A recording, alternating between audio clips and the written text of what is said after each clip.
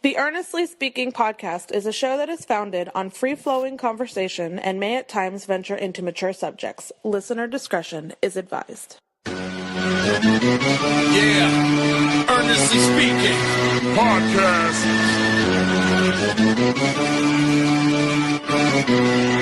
Let's get it. I'm a giant in New York, in Miami carry heat. So much more in store, my product can flood the street. Opinion Nation Godfather, CEO. Puff in the late 90s, gon' see me blow. Oh. Got my hustle on, no imitation of bad. Army of untouchables, Opinion Nation staff. Never an off season, homie, check the numbers. Heart throb in my own right, supplying southern comfort. Earnestly speaking, my ego is well fed. Earnestly speaking, you're too evil and no threat. See, I'm like a hurricane, you're a mild breeze. Earnestly speaking, leaving Eli a dynasty. Shake!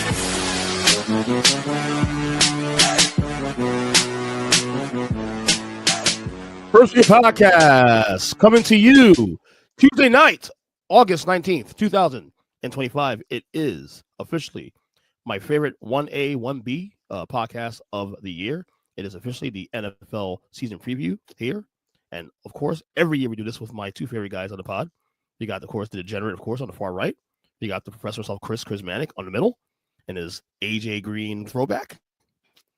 Commanders football. Look at Zack. Zack's all ready for football now. How you guys doing, man? Miss you guys, bro.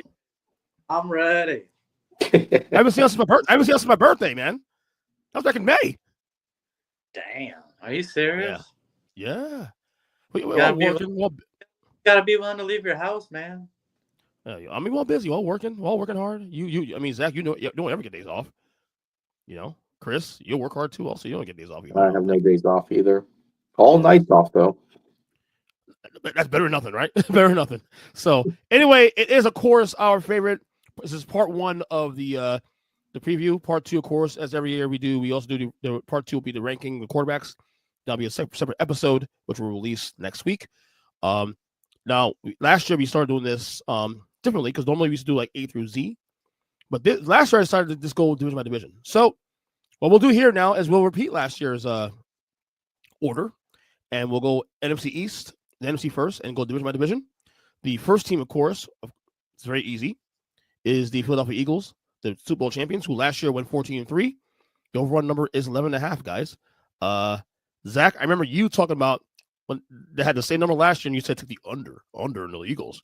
And you would take on Barkley. Do you regret your words now? Look, I forgot how good Jalen Hurts was.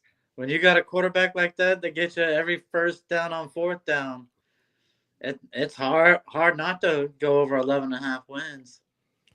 I feel like if there's a team that can rip off another Super Bowl or two before they got to break a team up, I think this is the team to do it.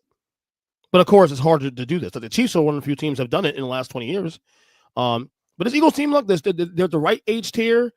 They have a great front office. They have great players. I mean, but, you know, it's hard to – when you're in the hunted, it's a lot harder. But, you know, for the time being, for me, it'd be easy. This is easy over for me. I mean, Eagles, come on. 11.5 wins. They're guaranteed at least 12, okay? And I see them winning somewhere around 13, 14 again. So I don't see anything different for this team. Kris, what do you got? This Eagles team. I'm 15-2. What are those two losses that coming from? I don't know. 2 random ass losses. To the Giants? Yeah, definitely not that game. You're right. Chiefs and Ravens or something like that. No, I haven't been the Chiefs. I think Ravens were one for sure. Ooh. And probably like some random like stupid loss I put them on.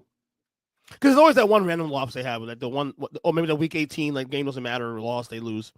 I don't know. This is a great team. Zack, what do you got the Eagles? 11.5. Oh, I got the over. I mean, I think that they've only got like 2 probable losses, like 9 locks on wins, and then the rest is a toss-up. If they go just 500 on toss-ups, they're at 12 wins. So, I mean. Yeah. I was going to say this, though, Zack. I think they go 12-5 at this point in the year. No. You don't think so? No. I mean, you have a little turnover on defense. There should be a little bit of a step back. And now they realize they just need to make sure they are fully healthy when they get to the playoffs. Yeah. I'm with you. I'm over as well too. Like I said, easy over there. We'll see if we have them win the Super Bowl. We'll get to our predictions at the end of the show. All right, next team here. Zach, is your team. The Washington Commanders, who last year went 12-5. This year, the over-under is 9.5. Zachary, your Commanders, how you feeling? Well, we're still gonna struggle on defense. I love our second round draft pick in Amos. I mean, we desperately needed a shutdown corner, and I can't believe he fell to us. So I'm gonna push it. I mean, again, they've got a legit easy 8 wins just because of who they play, but yeah, I'll take the over on this one as well. Kris? You said it was 9.5? 9.5. I'm trying to make sure it's changed or not. And it's still 9.5, yes. Yeah, have them at 11-6. I do think they will regress a little bit this year. Like, I think they'll be this year's version of the Houston Texans. But they'll still be really good. They'll still be a playoff team. So, okay, are they 11-6 or 10-7 good? Yes. So the over is still easy over. I do expect a little bit of regression. The McLaurin holdout though is definitely a big question right now. You guys, it is very interesting. Bad timing too. A team is ascending right now. You want all your ducks in a row, and then you have your best receiver now holding out for more money, which I get why he's doing it. You know, he's age 30 years old now. Yeah. So now you start to pay a guy who's going over the hill as a wide receiver, $30+ million. I agree with what Washington's doing. Look, prove one more time you deserve this money. We'll give you a bag of money. But my bigger concern is if the offensive line can stay healthy, we maybe have a decent run game this year. Besides, the whole Brian Robinson situation's crazy. Man, that dude was crap last year. Well, it looks like he's going to get cut or traded before the season started. Really? Mm-hmm. I didn't see that. Ooh. The guy averages 3 yards a carry. He's nothing. He's not important. The thing about the Commanders' schedule is they have a lot of like their road games, like at Vikings. A lot of their shittier teams are playing at Dolphins. They're on the road for their shitty teams, and they're hosting the Seahawks and Lions and those teams, the Bears. They host them, and then they go to the Chargers. Chargers look like they're gonna probably be a really bad team. So it's nice that they're going on the road. The only reason why I'm giving them 11 wins because their schedule's pretty favorable. Yeah, they'll still get the over. Like I said, I think it'll be a regression similar to what Houston Texas did last year. So, but it'll still be a playoff team, wildcard team probably. We'll see what happens there. So I'm over as well too. All right, next team here, the Dallas Cowboys. Last year went 7-10. This year the over under is 7.5. Zach, what? That's low. No, it's not. I mean, you don't know whether or not Dak's going to come back fully healthy, timing-wise. You've got a defense that could possibly not have Micah Parsons till week 10. No, stop that. You think Jerry Jones is going to pay him? He's going to make it happen. If Jerry Jones doesn't pay him, he's sitting out till week 10. I don't think he's sitting out. He'll make sure he sits out just so he can't get franchised by the guy. So I have a bet right now with a friend of mine. Shout out to my boy Mario, who's a Cowboys fan. He thinks that they're going to stink this year. So they're over under. I thought the over number was 8.5 originally. I said to him that they'll win at least 9 games this year. He says no, they'll be at best 8-9. So you have $100 bet on the 8.5 wins. Although the over number is 7.5 wins. I went over on it. He goes under on that one. Is my bet no good? I mean, it's tough. I think they're a 7-8 win team. I have them at 9-8. Whoa! So I'll get paid. Good job. I have the over for record, and I need him to win. And this is what sucks about his bet. Now I gotta be a Cowboy fan because my wallet's more important than my fucking allegiances. I'm sorry. I like money. Like money. So you just have to find 8 teams that they're gonna play that you hate more than the Cowboys. That's it. Well, we have 2 guaranteed wins against the Giants, so you have that going for you. Well, they haven't beaten the Giants Giants have beaten them about 4 or 5 years. So, in fact, I saw a stat recently that Dak Prescott has not lost to the Giants since 2017 or 18, whatever it was. That's insane. Anyway, but easy over. Well, over not easy. Over for me. Under for Zach. Over for Kris. Right? Yep. No. All right. Next. You have the what? I got the over. Oh, yeah, they were 2? Okay. All right. Last team here to close out the NFC East, we have the New York Football Giants, who last year went 3-14. This year, over number is 5.5 wins. Fellas, interesting team. Look, I am not that kind of fan that's going to say, oh, it's going to be great this year. Playoffs? No. If they win 6-7 games this year, that's a successful year for me. Okay, I understand totally. This is a big year, obviously, for Brian Daboll and Joe Shane. Let me ask you guys a question. What will it take for them to keep their jobs? How many wins will be necessary for them to keep their jobs? I think Jackson Dart's got to win like 4 or 5 games this season. I think that's the only way. I think if they're competitive, it'll be enough. If they look like a competitive team and they look like they're really playing for their head coach, I think he stays. And as long as there's hope, if there's hope for the team, even though I have them going 2-15, as long as there's some sort of hope there, hey, they could be a really good 2-15 team where they're just barely losing some games. But there is no way they could be a competitive 2-15 team and they save their jobs. Yeah, they can't be worse. They can't be worse record, bro. They can't be worse record wise than they were last year and be competitive and have a better. No, that is. Yeah, they do. That is not happening. And there's no way in hell you can tell me that. Hey, Daniel, go ahead. Look, I figure they're sacrificing Russell because their schedule's brutal up front. It is. So I feel like they're going to sacrifice them first 4 games. They bring in Jackson Dart for one of their only wins of the year, week 5 against the Saints.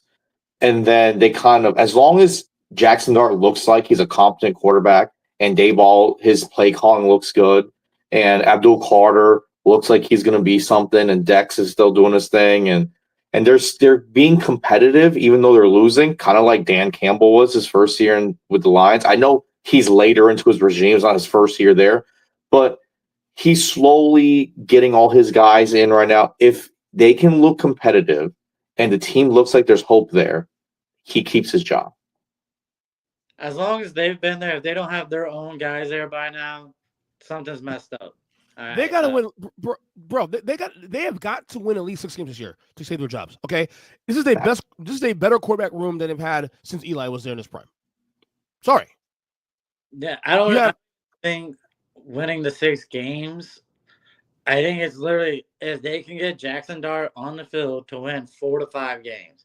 That's the key. If they win 4 to 5 games with Russell Wilson, and they don't even bring Jackson Dart out this year to start, no. Those guys aren't saving their jobs. No. Yeah, I think you have to see Jackson Dart, and you have to see hope in the future. Well, I'm going to take a shot in dark here. I'm going over on this one slightly. I think it'll be a 6-11 team this year. Kris, you said 2-15, so you know you're an under guy. Homer. A little bit. But Zack likes that, though. Zack likes I'm a homer per team. Yeah. Where are you going, Zack? Is one over and under? I think they can win 5. Winning 6 games with that schedule, that's going to be really, really tough. So I'm going to take the under because I've already got 3 teams in the division going over. How do you guys feel about Jackson Dart so far in the preseason? I mean, I know it's preseason though, but what you seen? Impressed? Great. Huh? He looks great. He should be starting week 1. I wouldn't even bother with Russell Wilson. Well, they're paying Russ a lot of money. That's probably why they're doing what they're doing. I understand what you're saying though. Russell Wilson experienced the same thing when he got drafted by freaking Seattle. They were paying That's true. This is very true. They gave Matt Flynn that free agent contract and then still started him. Yep. Fair enough. Very true. Very true. All right. NFC South. Here we go. Tampa Bay Buccaneers last year went 10-7, over under 9.5. This feels like look.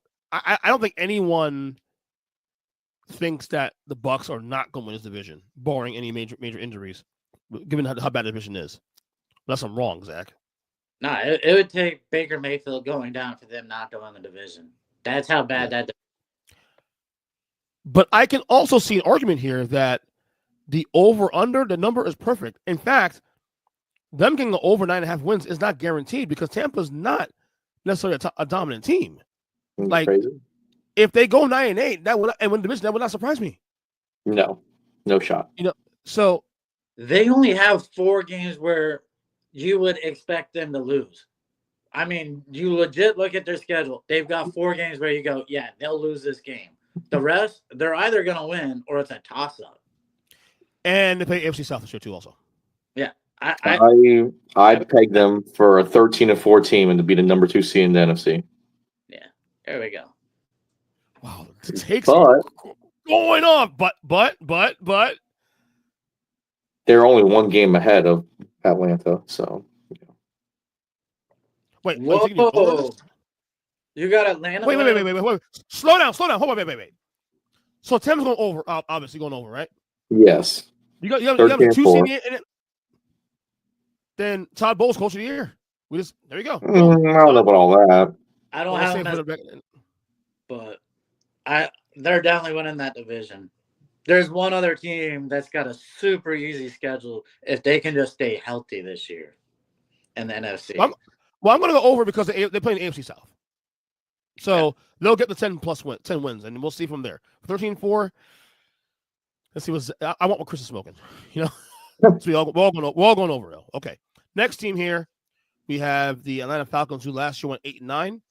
The over-under number this year is 7.5. It is the Michael Penix Jr. era, Zach. Where are you going with this one? 7.5 wins. I really love this guy coming out of college. I know you do. So, yeah, I've got them on the over as well. I just, when you go through their schedule, there's no team on their schedule that's just screaming at you that they're going to lose to. Like, every game should be competitive with the weapons they have. So, Kris? 12-5. Lock it up. Wow, 12-5 for the Falcons. I think Bijan has a monster year. I think Penix is going to be solid. He's going to feed the guys. You could see at the end of the year last year, where his 3 games he started, he was feeding Drake London. He was getting his playmakers the ball. That's the most important thing. I think Atlanta under Arthur Smith was not getting the playmakers the ball the right way. I think Raheem Morris will make sure that the guys that need to get fed will get fed, and that will lead to more success. Their schedule is just really soft. Plus, I think Pitts is up for a contract, so he's going to be actually trying to be a good tight end this year. So, do they trade Kirk Cousins before the year starts? No. Not before the year starts. I mean, you would need someone desperate with like an injury to go down. Maybe someone like the Rams or something like that, where Stafford's back's already messed up and maybe they get desperate enough, but we'll see.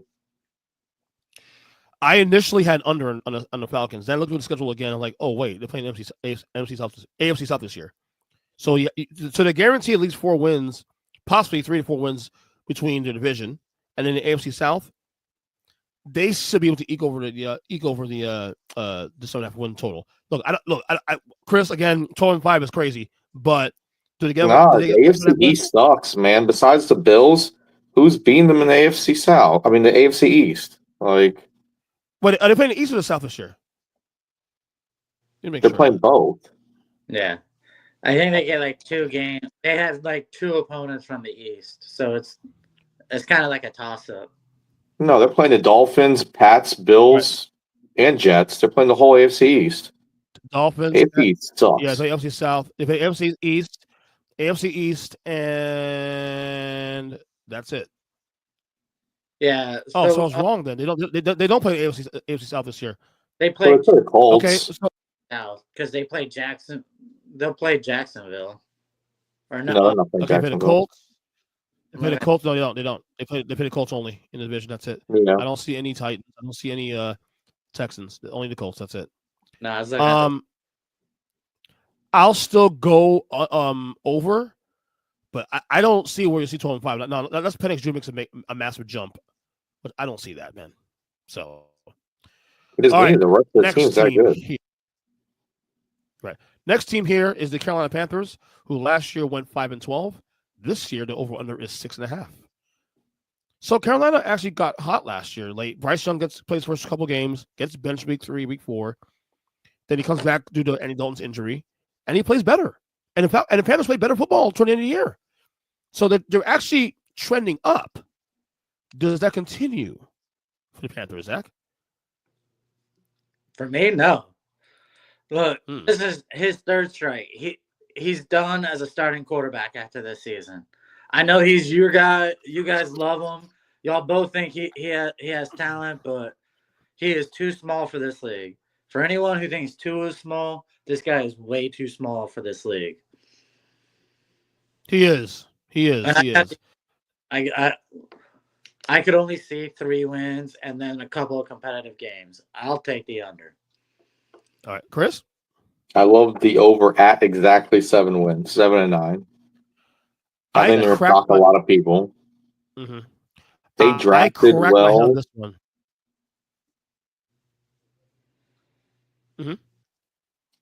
As long as Ted McMillan really shows out, which in the preseason, the connection was there, but he was dropping some passes because he wasn't ready for as good as Bryce Young was flashing. If they really hit that connection down and Xavier Leggett continues, as long as they're – I have faith in Dave Canales. That's the key. I have faith in Dave Canales to be able to right the ship on offense and then to surprise a lot of teams. So my notes here have an under. But I did go on the podcast at work on my job and said it could be a surprise over. I'm going to change my pick here. I'm going to go over in this one. I think there's something brewing in Carolina. I think there'll be a 7-10 team as well. So I'm going to actually agree with Kris on this one. I'm surprised. I know. I could see the 7 wins easily. Right. All right. Finally, to close out this division, the New Orleans Saints last year went 5-12. This year, this makes a little sense here. Over number 6.5 wins. What the fuck? Has that been adjusted with David Carr having retired? Like, there's no. I just don't understand how Spencer Rattler or Tyler Sarbo whatever. He's not able to play. Right? Look, they're trying not to win games so they can be the number 1 pick in the draft. Yeah. I think Kris and I will talk about this before the show, before we go on air. You know, it seems like for the last 10, 15 years, they always have like cap issues, like dead cap money sitting there, like a gobs of cap money sitting, and they have no wiggle room. And I'm not sure if that's still the same case this year, but I think this is an opportunity for them to really rebuild in a real way that should have done years ago. Obviously, you're trying to win with Drew Brees and this and that. I get all that, and even in the last couple of years, that competitive teams. But if this Saints team wants to really, become, start clean and start a real rebuild with no cap situations, hindering them. Again, I don't know if that's the situation this year, but they need to really, really do that. I think this is going to be probably the worst team in football this year. Give me an easy under. I don't see them winning more than 3 games this year, honestly. I think they only have 3 shots at even winning a game. I wouldn't be shocked if they go 0-17. I have them as 0-17. I'm going to be shocked. Wow. 0-17 in 2025? 0-17. Let's tie the lines, make it happen. Do we know, I think I think that the quarterback situation in New Orleans is the last one we haven't heard yet as of this recording. I mean, I imagine Tyler Shelby the starting quarterback, right? Yeah. I think Rattler's a better player at this point. Interesting. I don't know. That's just when your number 1 target is 1 concussion away from ending his career, and hey, he's your best player on offense. Well, Kamara, it probably is, but Chris Olave, his career is almost over. Like Rashid Shaheed, great story, but I think they could easily be a team selling, towards trade deadline. Oh yeah, if I'm the Saints, I'm selling off all my parts. Kamara, is Michael Thomas still there? No. Hell no. But even Alvin Kamara, he's no longer even a quality running back. Right? Oh, stop that! Kamara's a stud. He'll get. You can get a 5th round or 4th rounder for him probably. Stud. Yeah. When was he last good? Like 2 years ago? Rushing and maybe yards receiving on the year. There you go. Stud. his rushing totals are awful because they stacked the box against him. He's never been a rushing running back. You stop that. I watched him score 6 touchdowns against the Cowboys. Okay. In any case, this is an easy under. In my opinion, probably the worst team in football this year. Damn. All right, let's get to the NFC North here. The Detroit Lions last year, 15-2. This year, the overall number is 10.5 wins. Of course, they lost in that shocking divisional round loss to Zack's Commanders. Everybody was shocked by that, including me. Zack was obviously happy. Although I don't know. I'm surprised he survived though, given that his wife is actually a Lions fan too. So I don't know how it worked out in the Seton household. But we both did not that game together. Put it that way. Yeah. This is an over for me, obviously. However, they're not going 15-2 this year. No. When you lose both the coordinators, Ben Johnson and Aaron Glenn, you have to take a hit somewhere. Now, I do think they'll be really good still, but 15-2, I can't expect that. There's got to be a hit somewhere. Zach, we got the Lions on this year. I'll take the over, but I'm with you. They're not winning 15. They'll probably win right at 11. They'll just get over the hump. So, but I'll still bet the over. They got too many weapons Kris? on offense. I got them 12-5. I think every game against like solid head coaches, like when they play the Chiefs, I think Andy Reid will be able to outcoach them just because Dan Campbell's just not an X and O's guy. So when you lose your 2 X and O's guys, there's going to be some regression. But the team's so talented, and they have such a good locker room chemistry going on because they've paid all the right guys. Every one of their players are happy. They all get paid. And, you feel like as long as Aiden Hutchinson recovers from his broken leg, they should just pick up where they left off. And they got a lot of tough road games here, too. They go to Baltimore. They go to Cincinnati, to Kansas City, to Washington, to Philadelphia. Can we go back?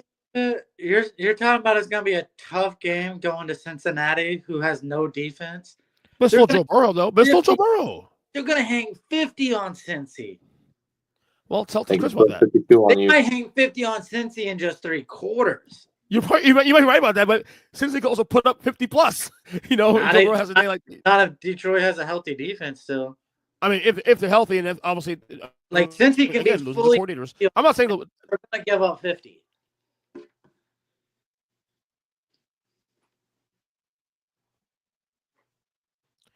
Well, I'll pick Detroit win the game still, but that's not a give me game.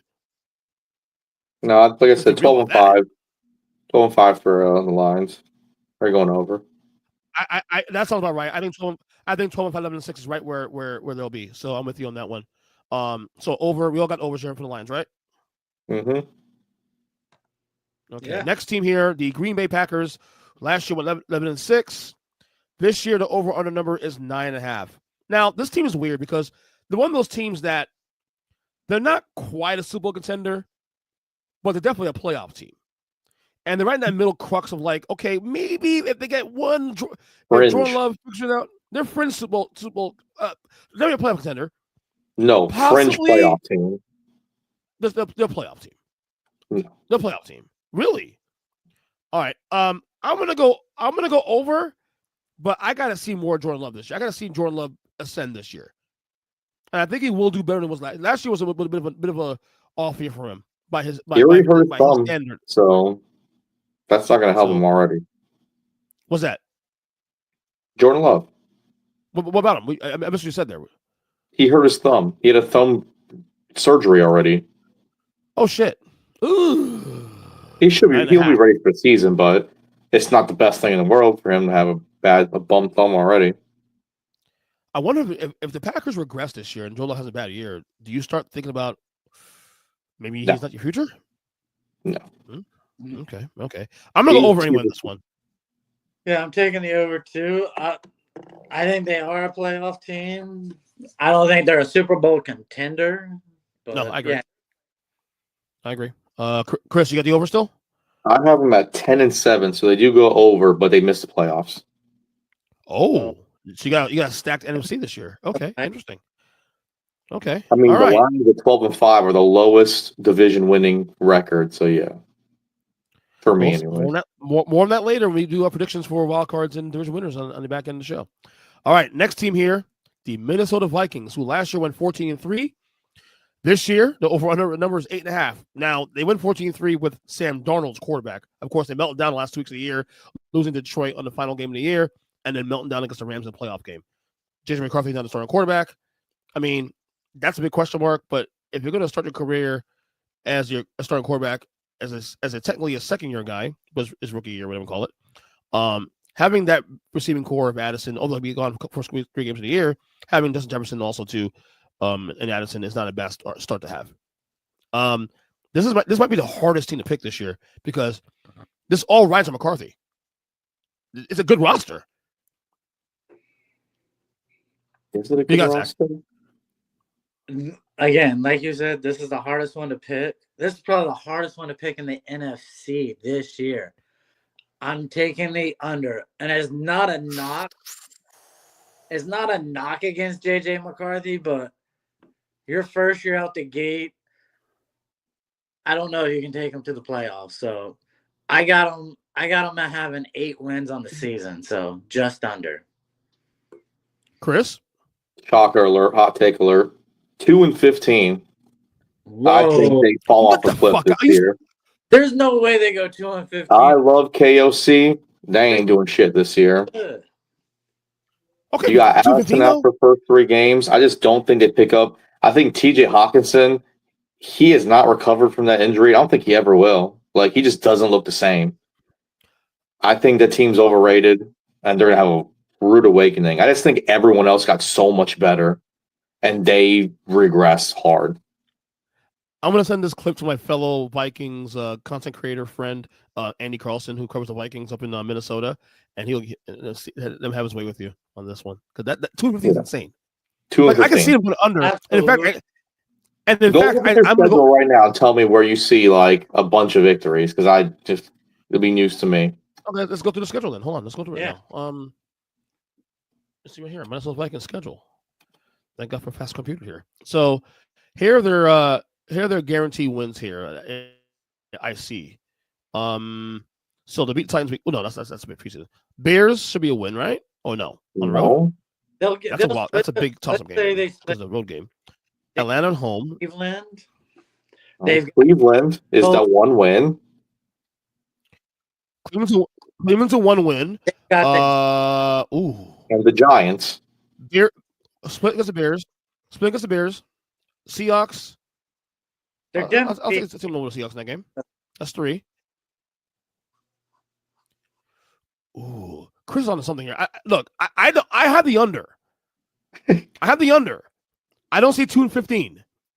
I just think they're a type of team that once their season really starts to slip, then like when you got guys like Justin Jefferson and they're kind of banged up, those guys don't play when there's nothing to play for in the season anymore. All of a sudden, all these guys, when their hamstrings are kind of iffy, they end up sitting those games because why you're going to have your $40 million wide receiver get hurt? It's one of those things where that team you'll see instantly, like when they start the season off rough, you'll be surprised. I do see the schedule is a little tougher than I thought. So I'll give you that. And again, this is all about McCarthy. If we knew McCarthy was solid enough to just go, then I'll probably say over even at 9-8. You know what I'm saying? But give me year 2 Caleb over year 2 McCarthy. Ooh, good segue, with buddy. Ben Johnson, year 2 Caleb, that started the whole season. McCarthy. What, Zach? This is really year 2 of Caleb versus year 1 of McCarthy. The dude went down, his first preseason game? Mm-hmm. Correct. So Correct. You can't count last season whatsoever. Oh, but that's like saying like Mahomes didn't learn anything year 1. Watch and do free throws and shoot threes and be ready for the next season. This is a whole different type of sport. We're not arguing the over-under here. I think we all agree under, right? We all agreed under. Yes. 100%. What we're arguing is Kris's implosion at 2-15. That's all we're arguing here. Yeah. Kris, you're a madman. We'll see. But we'll see, though. We'll see. All right. But good segue on the Caleb thing, because the Bears are the last team here we're going to cover, who last year went 5-12. This year, the over-under is once again 8.5 wins. Now, they started 4-2. Don't forget that. No, Zach. No, Kris. 4-2 and a Hail Mary away from being 5-2 against Washington. And then after that Hail Mary, everything imploded.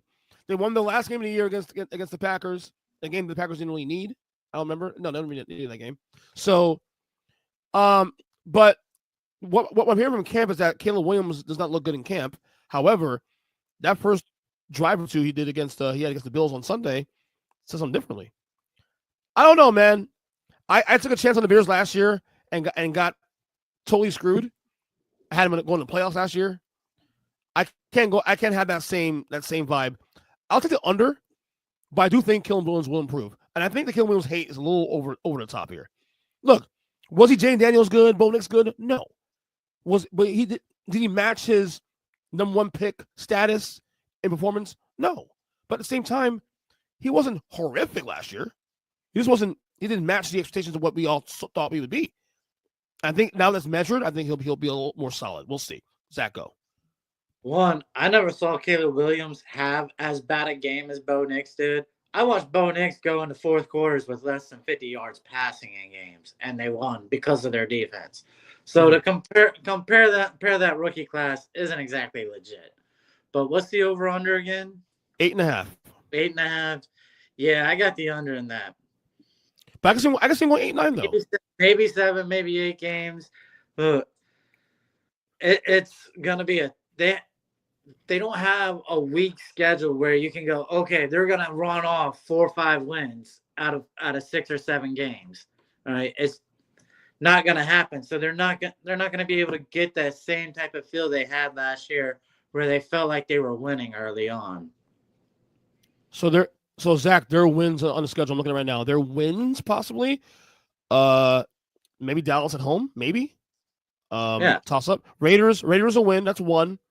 Saints win 2. Giants possibly 3. Let's see here. The Steelers, no. That's a toss up game. That's 3 wins there. Eagles, no. Packers, toss up. Cleveland's gonna be a win. 4. So you have 4 possible guaranteed wins there. They have 4 wins, and the rest are either easy losses or competitive games where if everything goes right. So right, and even that when you do the numbers there, it still gets you an under. I can see 8, 9, 7, and 10 definitely, but I don't see anything more than that. So yeah, I'm with you, Kris. 10-7. They are the last team making the playoffs in the NFC. Man, wait. Packers are gonna go 10-7 and not make the playoffs, but Chicago's gonna go 10-7 and make the playoffs. Yeah. See what? You haven't beaten Green Bay twice? I have 3 10-7 teams in the NFC, and only one of them make it. And they call me a hot take artist. Man, I think that's a hotter take than the 2-15. I have faith in Ben Johnson. He is that good of a coach. No, I agree, and I think it'll be an improvement. I don't see 10-7. No. To Kris's point, though, now if they can steal 2 wins against Green Bay this year, now we're cooking gas. Look, I'll put it to you this way. What did I say last year when I had Jaden Daniels ahead of Caleb Williams? I said, in the preseason, Jaden Daniels was getting rid of the ball. Caleb Williams held the ball too much. Guess what? Caleb Williams held the ball too much, and he was the most sacked quarterback in the entire league. Called that from a mile away. You could see that. That man was trying to hit home runs on every play. Ben Johnson has taught him, hit the singles, then the doubles appear, then all of a sudden you can hit your home runs then. You could see that in the preseason game. Now, granted, they won 38-0. I'm not going to take that as a, Okay. Here's what trophy winning second overall pick over the first pick. Wow, that's a stretch. No, but I said he held on to the ball too much, and you saw that because he was the most sacked quarterback in the league. Everybody knew that coming into the season. That was his knock because he wants to have playground. He's a quarterback like Russell Wilson at times. Here's where I'll defend Kris here. There are a lot of games on that schedule of teams that we expect to be decent, but we don't know. If Chicago actually starts peeling off those wins. We saw the guaranteed 4, okay? But Dallas, we don't know. That's a don't know game. So is Pittsburgh. So it's Pittsburgh. Minnesota is another one. If they peel up those wins, it gets dicey. It gets interesting there now too. Also, look, Green Bay wins those 2. So there's enough weird games there that if Chicago is better than we think they are, look, we all agree that they're going to be better than they were last year. We all agree to that. We're pushing back on the 10-7 part, but they upgrade the offensive line. But I'll give Kris this. He says a lot of really crazy shit in this podcast and other shows he's done through the years. But that is not as bad as the 2-15 Vikings take, okay? That's not as bad as the Vikings take. The first game of the season against them, you might as well throw dirt on that projection. That's all I'm going to say. I'll push back on 10-7, but they'll be 8-9, 8-9, 7-10. But if you can find 3 more wins on that schedule outside the ones we already saw, we have a conversation. So yeah, 2 against the Vikings. Crazy a take. Again, they're one of those weirdo teams. It's one of those things where if they sweep Minnesota and Green Bay, he's right. Ben Johnson came in and fixed every hole in that offense, and then went and drafted a top 10 tight end to fit his mold of 2 tight ends, quick hitting offense. Because that's where you win your matchups right there. 2 tight ends in Detroit. They were never using a 2 tight end set in Detroit. They're using 3 tight ends most of the time over there. Are you kidding me? Are you serious? Just because Sam Laporta was the only one catching balls doesn't mean they weren't running 2 tight ends a lot. Oh my gosh, man. No. You could see Cole Kmet and Colson Loveland getting a lot of play. You'll see that. The same Williams were out there split wide almost every play. Then they almost always threw in a 3rd wide receiver. They had more 4 and 5 wide receiver sets than they ever even put 2 tight ends on a football field. When they put 2 tight ends on a football field, it was because they were running trick plays. Yeah. Yeah, that wasn't a lot of times, man. I know we remember them having a lot of trick plays, but it wasn't a lot. You'll see this offense taking off this year. Man. We'll see. This is definitely one of those question mark teams for me. All right, last NFC division we're going to touch on, the NFC West. Let's start with the LA Rams, who last year went 10-7. This year, over under 9.5 wins. There's, of course, the season ended last year on the division round against the Eagles. They were the only team that gave the Eagles even worth a damn in the playoffs. Any resistance? They to me, coming to the year, they were my sleeping giant of the NFC. That they're the team that can possibly challenge the Eagles. I was very impressed with their defense late in the year, but now we're hearing the words about Matthew Stafford and his back issues again. Everything falls on Matthew Stafford. You know, you guys know how I feel about Stafford. To me, he's a top 5 quarterback in the league when healthy. But if he's gonna be healthy, we got a problem. If I'm the Rams, I'm calling out Kirk Cousins to be safe. In any case, I think Stafford will be healthy enough. Give me the over in this one. But this is the team that can. This is one of the 2 teams probably that can make things interesting in the NFC overall. I'll take the over, man. But it's all hinging on Stafford's back. All right, Zack, what you got? Kris, one, I want you to remember, Ernest just said Stafford is a top 5 quarterback in the league. This is just for later on in the show. All right. But you already knew that. You know that, though. I've been saying this since freaking last year. I've been close on that one. I just want that on record when we go through this list and a few on the next episode. On the next episode, yes. Yeah.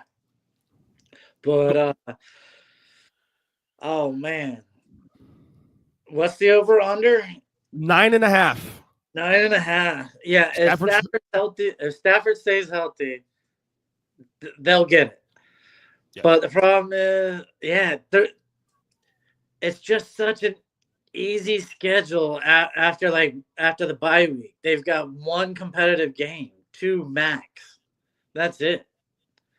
They'll play San Fran on the road, and then they'll play Detroit at home. I like Tampa, but Tampa in San Francisco late in the season, I don't know if that's really going to be a competitive game. So yeah, I'll take the over if Stafford stays healthy. So they should win at least 4 games between the Niners, the Cardinals, and the Seahawks. Oh, yeah. Say it again? Oh, yeah. That's what. Look, I'm taking the over. But if you look at their schedule, it's an easy opening 5-6 weeks, and it's a super easy last 5-6 games of the season. Well, you got Houston, which is they should still be Houston, even though Houston's tough. They're at home. Okay, then you got Titans win. Eagles game should lose that game, but who knows? Colts should win that game.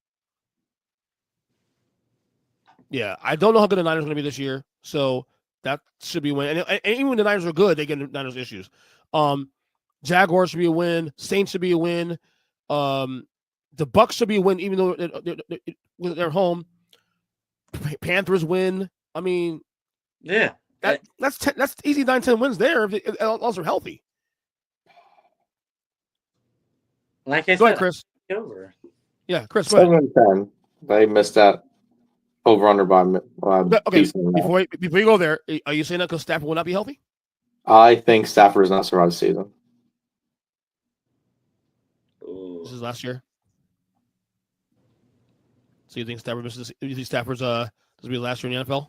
If this is back that keeps up, of course that's gonna. I think his wife's been asking him to retire for the past 4 years. I think the window's closed. I understand they added Devontae Adams and whatnot, but I think this is the end of the window for the Rams. And then all of a sudden, if that happens, does McVay just retire and go to the booth? I mean, those rumblings been going on since he won the Super Bowl.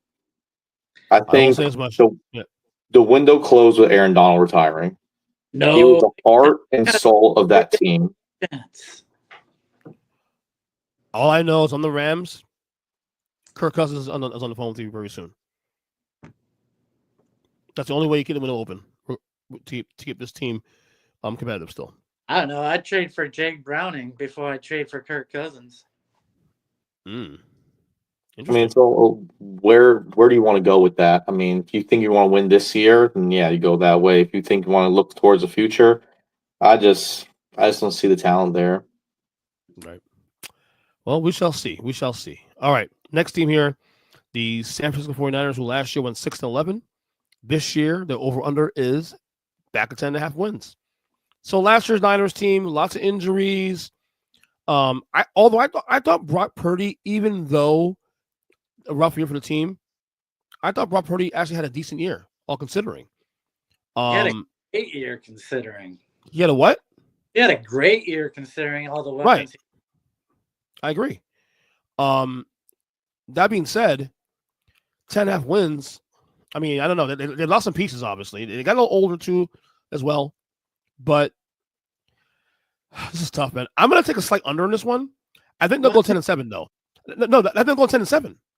All right. I think they'll go 10-7, though. But I can't see winning 11-plus games. Take my time here. I want to explain football to you guys. Go ahead. Right? When you have the easiest schedule in all of the NFC, and you have a top 10 quarterback in all of football. Oh, that's not a tease. You're gonna win 10 games. Oh wow, you're not you're not lying, brother. Whoa, hold on. So look at this schedule and find even 2 competitive, tough games. Because even if they go 3-3 in the division, Saints is a win. No way they Jaguars, go 3. They're going 4-2 worse. They're 5. No, well, I'm saying if they go 3-3, you have Jaguars a win, Saints a win. That's 5. They'll beat the Falcons. That's 6. Giants 7 wins. Yes. Carolina 8 wins. Browns 9 wins. Colts 10 wins. Tennessee, dude. I changed my pick. This is over. Look, this has got to be an over. I'm sorry. Their toughest game of the season is week 6 at Tampa. After that, it is just smooth sailing. Outside the Rams, that's it. Yeah, you're right. And remember, of course, no Ayuk. Probably going to start the year on a PUP, so there's that. Okay. Juwan Jennings holding in kind of, wants a new deal. So you have those things. Is Christian McCaffrey back 100%? So now say you're Jennings and you know Ayuk's out early in the season. Do you really want to risk holding out when you can ball out this year and get a massive $30 million plus contract next year? No. I don't think he holds out, but he's just disgruntled. You have to take that into account. It doesn't matter. You're the number one receiver for the first 4 or 5 games of the season. You're going to have such a rhythm with that quarterback. You're going to end up being the number one receiver on the team for the whole year. All right?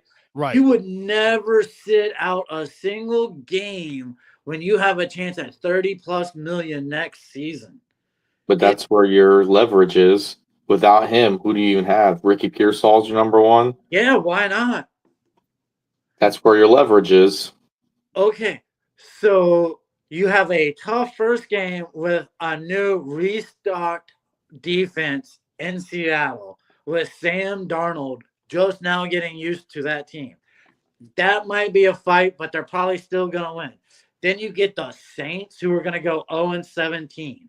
Then you're going to go against the Cardinals. By then, Ayuk probably will be back. Nah, he's out till at least week 4. That the Pew piece week 4, I think it's going to be even longer than that. It's probably going to be till week 7 he's out. He tore his ACL really late in the year. No, I didn't consider the schedule. I didn't consider the schedule, though. That schedule looks fucking cake. Yeah. Cake. Over. Like, no. Here's the thing. I had an under, but I said 10-7. Yeah, I got the over. This is my number 2 choice in the NFC. I think they will be the 2 seed. So okay.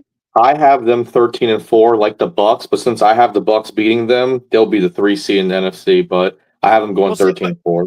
Save it for the save the picks in the division winners for the. I take everything I said about you since you just said they're going to go 13-4. I take it back, Kris. Yeah. Oh, I have them over by a mile. I'm just saying. I was trying to play devil's advocate, because Ernest was starting to slurp them up for no reason. But no. I said 10-7. I didn't say they had a bad year. You changed your mind after you looked at the schedule because a smart guy said they're going to win. I based it on them, not based on the schedule. When I was like, hold on a second. Even with the change they had, they still win at least 11 games. Absolutely. So, yeah. I think Shanahan's just par for the course. Every time he has a down year, they ball out the next year. Yeah. He's just such a good coach. Shanahan's top 3 coach in the league, top 3-5 coach in the league. What a question. So, all right. 100%. Next team here. Seattle Seahawks. Last year, 10-7. This year, over-under 8.5 wins. No Geno this time, guys. We got Sam Darnold in there. Yeah. I'm gonna go under. Slight under, but I'll go under. 8-9 where probably will be. I'll go slight under too. The loss of DK Metcalf is gonna make a difference. All right. That's all I can say is they've lost weapons, and it's a new quarterback, a new coach. They're gonna have some struggles gelling together. I gotta take the under.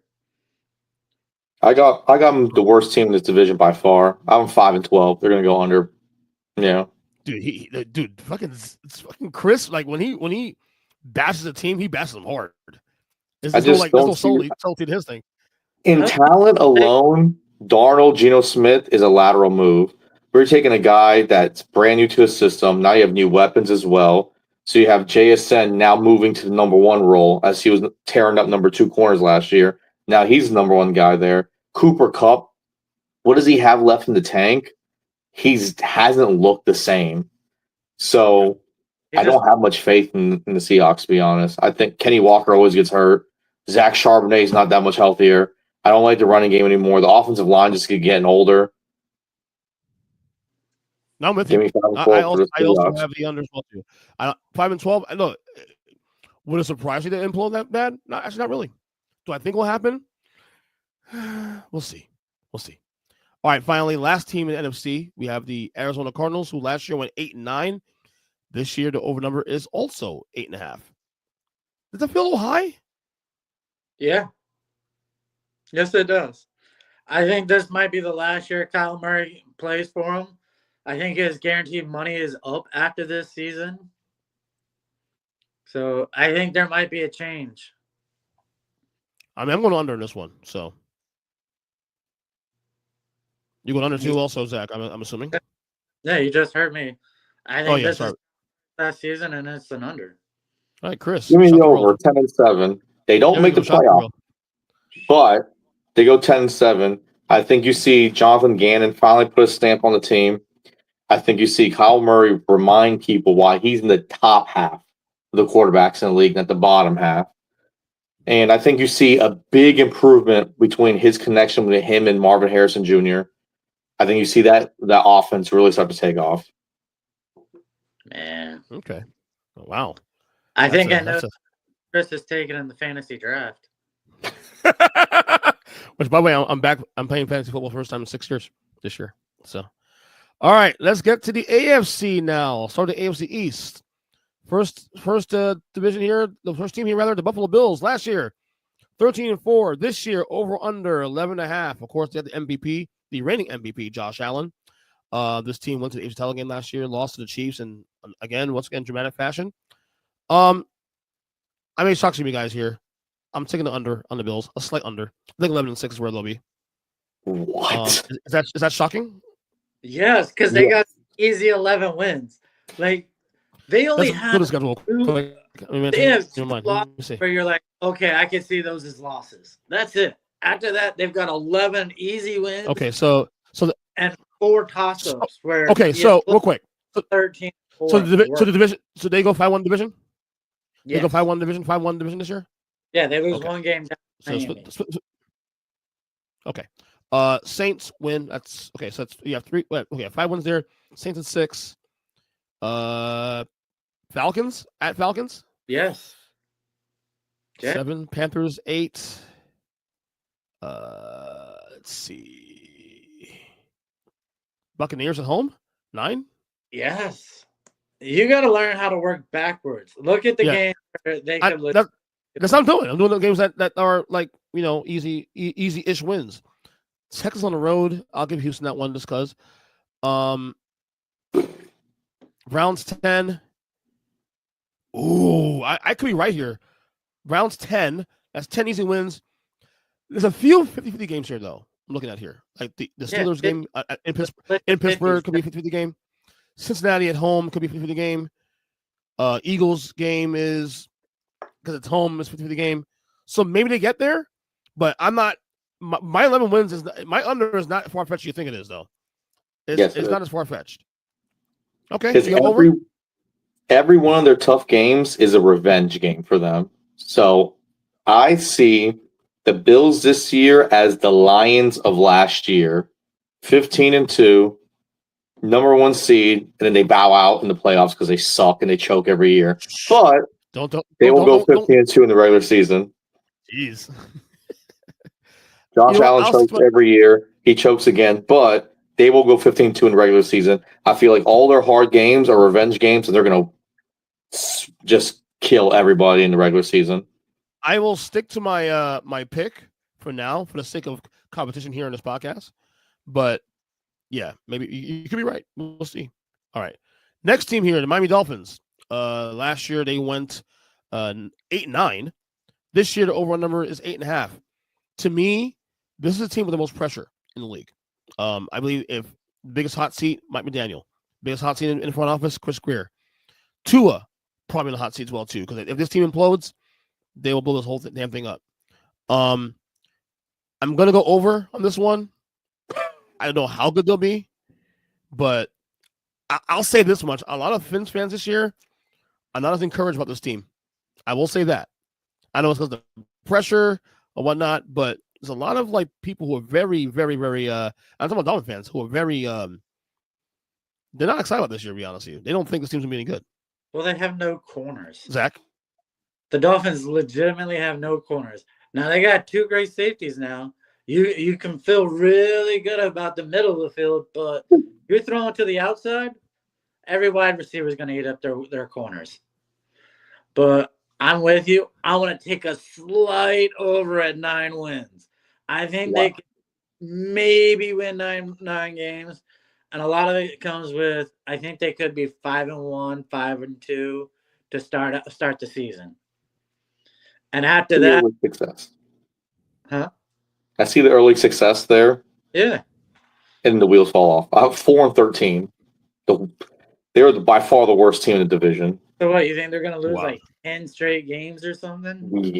Bears implosion, yes. Wow. So here's the first couple games. You have Indy on the road, New England at home, Buffalo on the road, Jets at home, Panthers on the road, Yeah, Chargers at home. That's tough, man. And look, this is a doable schedule. Like you okay, give Buffalo the wins, the win. But I'm gonna say right now, that Colts game week 1 is a must win. They will win that game. Because if they lose that game, I'm telling you right now, if they lose that game, hot seat, I'm telling you now, the calls for McDaniel's job will be off the roof. I'm telling you now, it will be huge because you got New England at home, who knows if they win a game, and if they lose to New England at home, they're 0-2 going to Buffalo.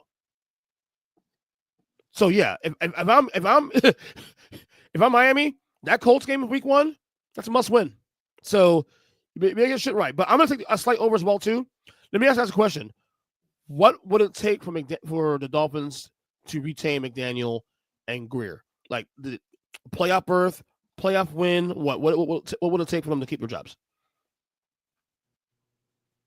I don't know why you think the seat's that hot for them, to be honest. Games. Wait, Zack, say that again? If they win 8-9 games, I don't see any reason they either one of them will get fired. They've regressed last couple years. There's a better chance Chris Greer would get fired before they fire McDaniel. Mm-hmm. Okay. All right. I think even winning 4 games, they'll still keep the head coach. Yeah. All right. Next He's team too here good with the media. Everyone loves him. True. Well, you just have to look at what Chris Greer has put in front of him, man. He has made some boneheaded trades, boneheaded draft picks. The guy trading Minka and then trading back for him is a crazy move. Right. Rarely do you ever see that. Very weird transaction. All right, next team here, the New England Patriots. Last year 4-13. This year over a number 8.5 wins. To me, that sounds high. However, you got Mike Vrabel as head coach. You got Drake May ascending. They've had some good pieces here and there. I thought it was high initially. Now I'm like, maybe there's something I don't know. So I don't know, but I'm still gonna go under in this one. 8-9, 7-10 is right where I have them because I think Miami may be better than they are. So I'll go under on the Patriots. Go ahead, Zach. I'm gonna check something out quick. Keep talking in the meantime, but go ahead, Zach, with the Patriots. 8.5 wins. Have you ever heard of the curse of the Bambino? Well, now you have the curse of Tom Brady. And there's no way they go over 8.5 wins. All right. Yeah. I've looked at their schedule. They've got 6 wins. If they win 6 games, I'll feel right. If they win 7, I'll be very proud. Ain't no way they're getting to 8 wins this season. I got them 11-6. Oh my! What the heck? Can we go over the schedule, Kris? Explain to me how you got 11 wins. Mm-hmm. I think you guys overestimate the Jets and the Dolphins first and foremost. That you're loving their Travian Henderson. They're running. There is probably truth to that though, but yeah, I think I'm Dolphins. Vrabel alone. Well, here's another thing that you have to realize. They have Vrabel alone because he struggled to win 8-9 games in a crappy freaking AFC South. Okay? He's top 5 coach in the AFC. No, 100%. AFC. Oh, I can buy that. We could maybe go down the list, but all right. So Andy Reid won, of course. Obviously, okay. Andy Reid. Well, no, let's save that. They're beating the Raiders at home week 1. Yeah. Then they're gonna lose on the road to Dolphins. Probably. They're beating the Steelers week 3 at home. No. Beating Carolina week 4 at home. Lose to the Bills. They're beating the Saints. Like there's the revenge game at Tennessee. Vrabel will probably put 60 on them. Not 60, but he'll beat them. They're beating the Browns. They have plenty of winnable games. Definitely. The Jets, the Giants. Are you kidding me? Giants at home, easy game. But that's also the assumption that New England is better. From week 9, if you're buying the Pats, now that's also selling the idea that the Pats are better this year, or much better. Of course. But Kris, let's go from week 9 on. You like Atlanta. they're going to lose to Atlanta. Then they're going to go to Tampa. They're definitely losing on the road to Tampa. Yeah. They're going to get the win against the Jets because the Jets suck. All right. Then they're going to lose in Cincy. They might finally score some points, but they're still going to lose to Cincy. Yeah. All right. I don't know if they can. They did last year. The Giants with that defensive front that the Giants have. Oh, stop. Then they get Buffalo again. Then they're on the road to Baltimore. That's all. And they finish off the Jets and Dolphins. Those are 2 easy wins. They're not easy. Well, Jets game might be easy, but the Dolphins, I won't. You think the Dolphins going to New England in January or December? Are you kidding me? In January. In January, yeah. Who knows? We'll see. The schedule favors them. They're going over. 8 and 9, I think. I got them at. It's one of these tricky lines that Vegas sets, and you sit there and you question how it's possible. They're going to clear it. Then, if Mike Vrabel wins 10 games this year, he might win Coach of the Year. Yeah. Just saying. Don't be shocked. He might win Coach of the Year. Be back in third. Okay. No problem. All right. In the meantime, let's go to the New York Jets. Last year, the New York Jets last year finished the year 5-12. This year, over number is 5.5 wins. Of course, Aaron Rodgers is gone. The experiment did not work. Disaster. By the way, nice bet, Zack. Pretty bad. I gotta tell you, the Jets, Justin Fields, the quarterback, new coach Aaron Glenn. They have a solid roster, but the little I've seen Justin Fields this year in preseason, I don't see it. I don't see the Justin Fields. I think he's cooked now. 5.5. I'm gonna go under. This one is only one of the easier unders I think I've seen. 5.5 wins for the Jets. Under for me. Zack, what you got on the Jets?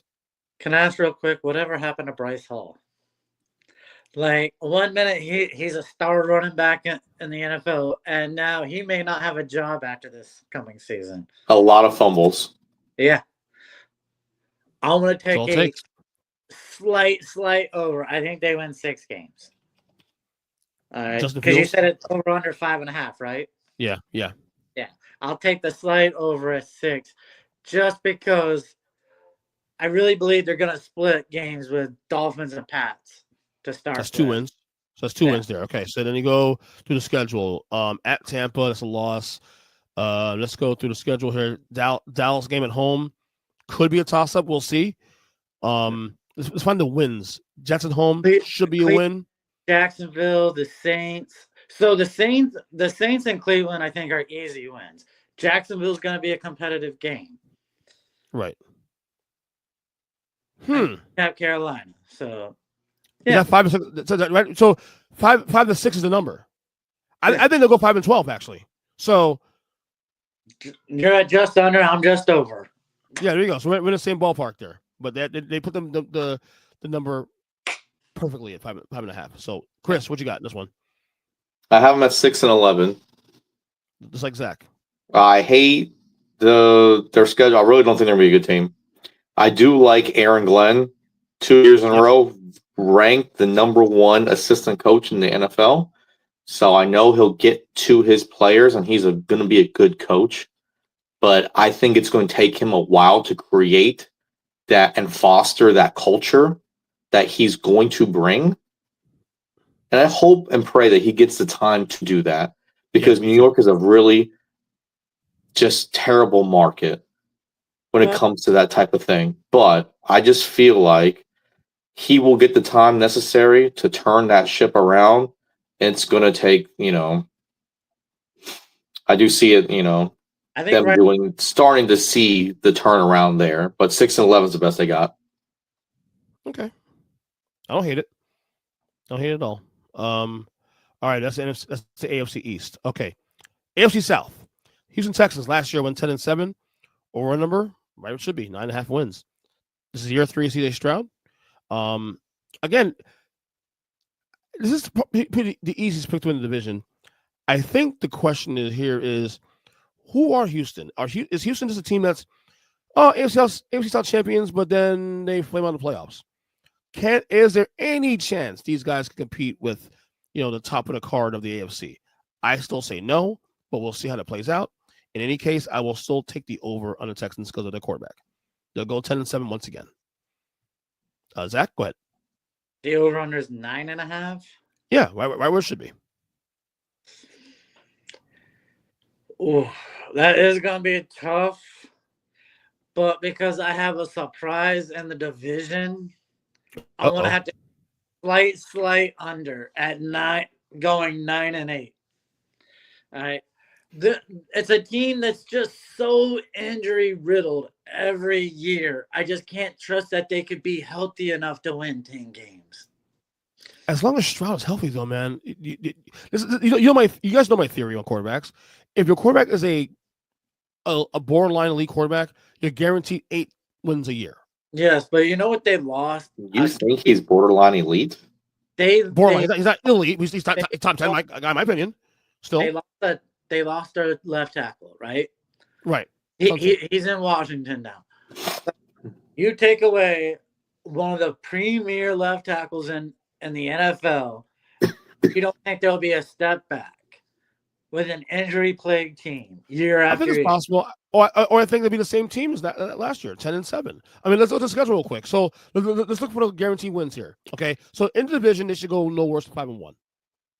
Okay, no worse than 5-1. So 5 right. You're crazy. Okay, you're crazy. We'll see how that thing plays out in the division. Okay, then you have the following teams here going forward. Okay, they'll lose to the Rams at home probably.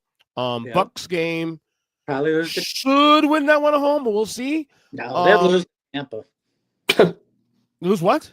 They'll lose at home to Tampa. They're losing to Tampa.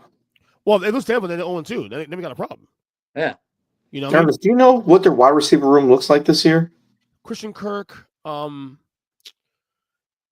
know Diggs is back. I think by October, right? No. You mean Tank Dell? Tank Dell. No. Not Diggs. What am I talking about? Diggs in fucking. You got Nico Collins. Christian Kirk and the other kid, not Tank Dell, the other kid that they have. Nico Collins. That's the guy. Thank you, Nico Collins. Oh, Nico Collins a beast. Yeah, of course. So I'm saying. So Jaden Higgins. But again, you also have CJ Stroud. So again, if you have a top quarterback league, you should be able to make your receivers better. Looking through the schedule now, the schedule is on paper tough. I will say that. It's really bad for Houston. You know who their left tackle is after they replaced an All-Pro left tackle? Cam Robinson, a guy who hasn't been able to start anywhere. All right, when your protection goes backwards, it's gonna suck. So I see your argument here for why an under could be in play. Okay, here's the thing: they have to go no worse than 5-1 to clear 10-7 because they're non-divisional games. KC, you have KC on the schedule. You have Denver on the schedule. Granted at home. San Francisco on the schedule. Granted at home. Baltimore on the schedule on the road. Obviously Tampa and the Rams. So for them to clear 10 wins, they need to go no worse than 5-1 in division. Is it possible? Yes. 10-7 is it? They're doing better than that.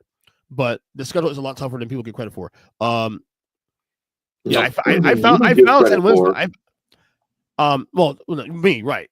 They're going 9-8. That's Chargers on the road late in the year, tough game. So yeah, if they go 5-0, 5-1, 6-1 the division, they'll get the 10 wins. But it's definitely gonna be tough. Zack hit it on the head. 9-8 is exactly where they're gonna be. Okay, I can see that. I can definitely see it. It's in play.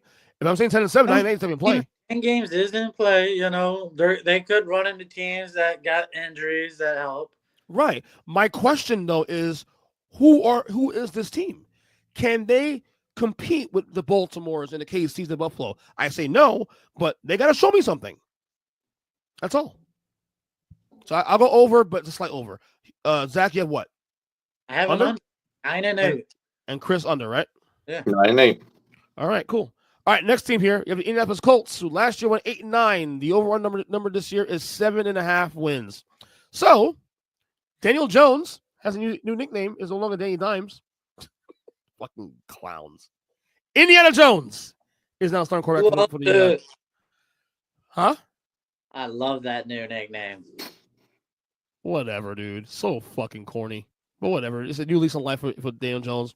I'm rooting for the kid, honestly. But having said that, like I want to go under this one. What was the number? 7.5. That's crazy. It's too high. Yeah. They are talented, though.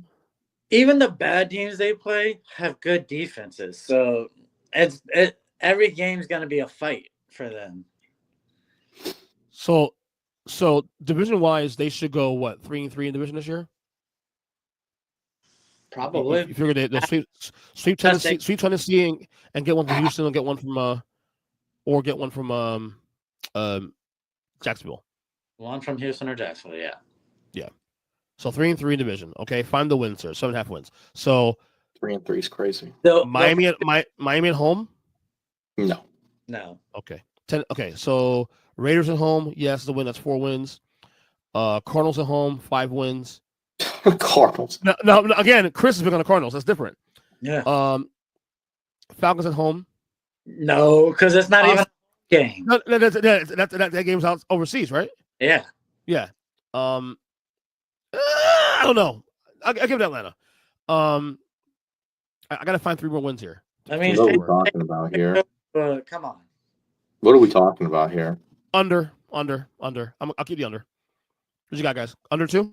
Yeah. I got 1-16. Oh, now what the fuck? Talk about teams.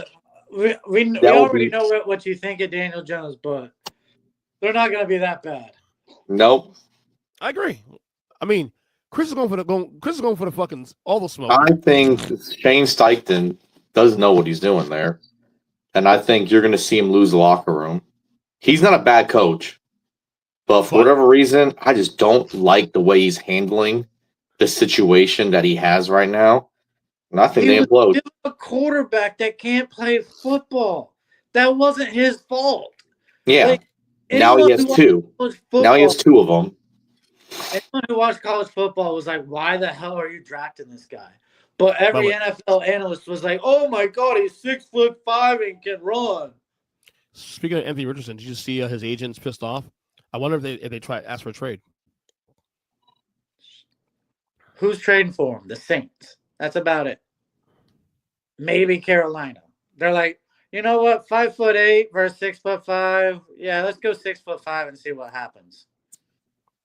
Yeah, that's a bad look. I'm going under though. I don't think it'd be as Kris bad, but that'd be under. All right, next team here, the Jacksonville Jaguars. Last year 4-13. This year the over number is 7.5 wins. So our own Kyle Nass covers the Jaguars, and he thinks I should be a little higher than Jaguars this year than usual. Trevor Lawrence is one of those enigmas in the NFL where he's a good quarterback. He obviously hasn't matched the expectations of who he should have been coming to the league. Good is crazy.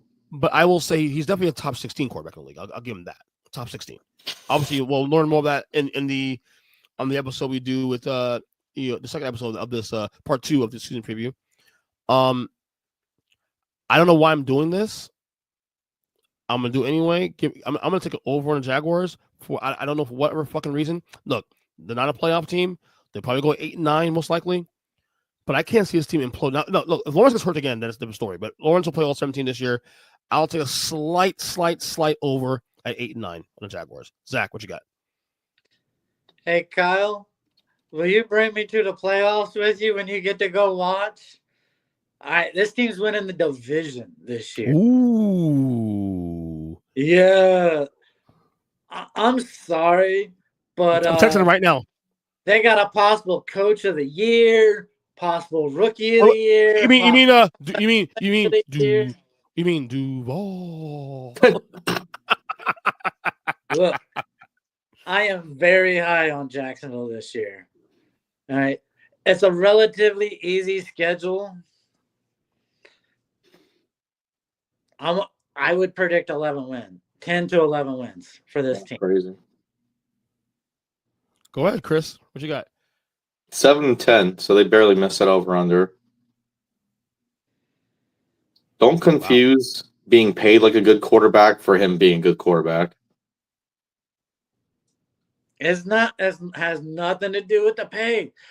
Both his receivers are star receivers when it comes to jump balls now.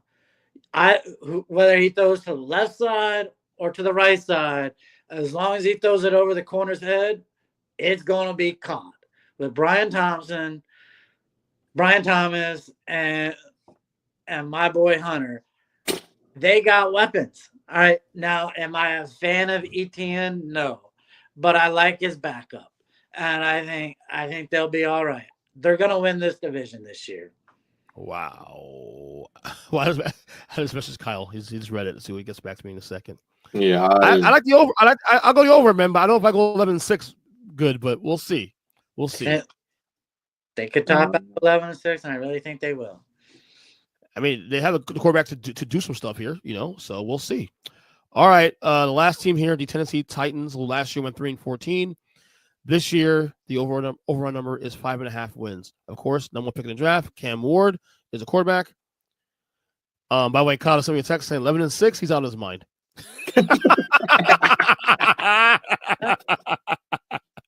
Y'all got no faith in those wide receivers. Yeah. Tennessee might be one of the worst teams in football. This is all about development for the Titans. It's all about looking at Cam Ward and see what he does. Easy under for me. I think Cam Ward will be decent this year. Obviously, he'll have his bumps, of course, rookie bumps. But the team is just rebuilding at this point now. So give me the under. They'll be one of the worst teams in football right there with the Saints. And that's all I got for you. What do you got, Zach? If he can come out and even look like Caleb Williams from last year, I would call that a victory. Yeah, I agree. I see them winning 2-3 games tops on the season. That's it. Under. Okay. Kris? Uh-oh. Give me Cam Ward, Rookie of the Year. Next great quarterback in the league. 9-8, they win the division. Get the... Y'all think I'm smoking with Jackson? No, I don't. No, I don't. No, look, hold on. I think Chris's take on the Titans is far harder than... I think Chris's take on the Titans is far harder than Zach's take on the Jaguars. Dude, there is a world where I can see Jaguars winning 11 games this year. There's a world I can see that. I'm okay with you smoking or doing gummies before a show, but there's a limit to the milligrams. No chance. Give me Brian Callahan coaching up Cam Ward, and he's going to take them very far. Calvin Ridley, bounce back season. You'll see it. If Tennessee wins 5 games, I would say Brian Callahan should win Coach of the Year. Okay, that's how bad. That's where I'm at too. Wow, unbelievable! All these takes here by Kris, unbelievable. All right, next division, the North. Here we go.